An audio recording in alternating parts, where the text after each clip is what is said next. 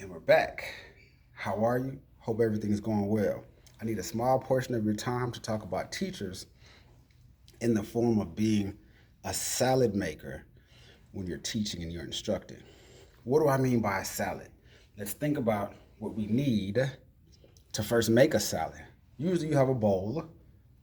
You'll put some lettuce, some tomatoes, some cheese, maybe some cucumbers, maybe some olives, maybe some eggs.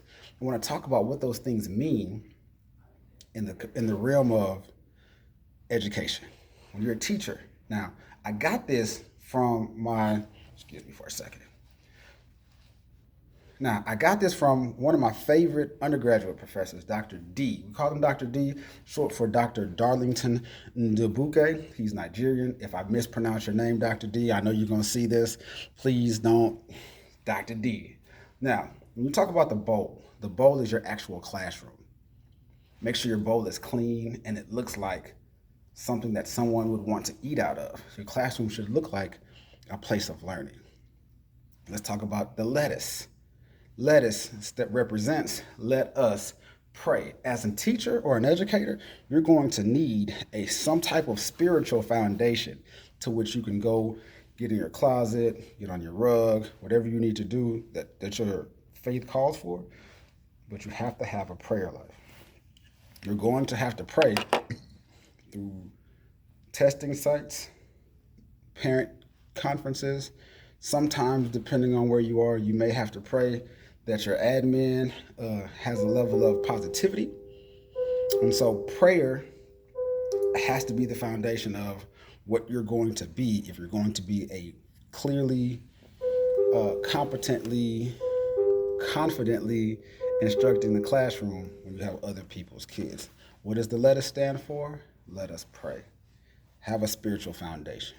Second thing, after you put lettuce inside your bowl, you're probably going to put some tomatoes inside that bowl with your salad. What do tomatoes represent?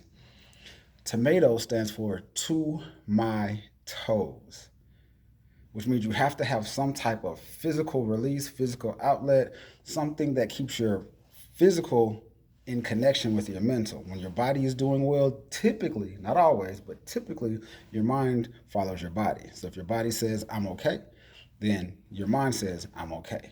Drinking water, eating healthy, maybe you do yoga, maybe you do some form of dance, maybe you do Zumba, roller skate, martial arts. You have to have something that keeps you physically going outside of the classroom because that helps you be a better teacher within the classroom. So let's go back. Let's recap.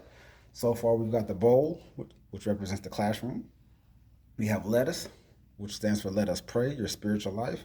You have tomatoes, to my toes, which is your physical life. The next thing that you probably would put in your salad is some cheese. When you typically take pictures, you say cheese to get you to smile, right? That was a corny little voice tone. It's okay. Typically, when you smile, when you say cheese, you smile. You have to have a smile. Those kids are going to come to you from sometimes they don't have good home lives, but they see your smile and that makes them smile. Sometimes they had another teacher right before they came to you, and that teacher made them feel a certain way that they didn't want to feel. But when they see you smile, it's contagious, and now they're smiling also. So make sure that you have a smile because the smile is the beginning of good energy being passed back and forth. And if you and your students can pass good energy back and forth, you're going to have a more effective year and you're going to have a more enjoyable year. So then we did the bowl, which is the classroom. We did lettuce, which is let us pray. We did tomatoes, which is to my toes. Lettuce, pray is for spiritual. To my toes is for physical. Cheese, which stands for smiling or represents smiling. You have to be able to be the person who's the catalyst for good energy. You have olives. Olives. I love. If you change two letters, the O and the I, and reverse them, you now have I love. You have to love it. You have to love something about it because that's what's going to keep you coming back to it. That's what's going to make you want to motivate yourself to get to the next level in teaching. You either got to love the kids and or the content and or whatever it is that comes through your day. You have to have something about your day that you love it. What do I love? I love teaching science and I love coaching, and I also love digital integration. Anything with technology in the schools, I love it. So, bowl is the classroom. Let us pray. To my toes. Cheese for smile. Olive. Here's your homework. Here's your homework. Eggs. Some people put boiled eggs.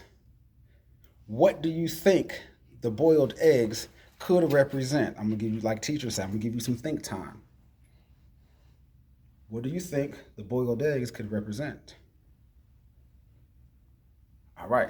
The boiled egg really represents being hard on the outside, but then when you take that outer shell off, you're still solid but soft. You're still solid. So when I say solid, you're still going to do district policy, you're still going to do student code of conduct, teacher handbook, all of that, but there's some compassion. There's some wiggle room. There's something that says, in this situation, I see where the kid is coming from. Let me see if I can go to an administrator and petition for the kid, for the student. I gotta stop saying kid. If I can petition for the student. Partition separates. Petition means to go to someone. Y'all know what I'm trying to say. It's lunchtime. Work with me, y'all. Work with me. So these are certain elements that you have to keep in the back of your mind and then move them to the front of your mind.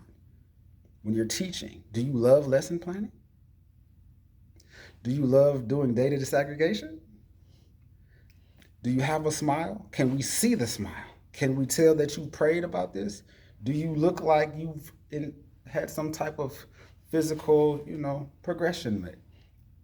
I hope that these have been a blessing to you. If not, sorry to have wasted your time.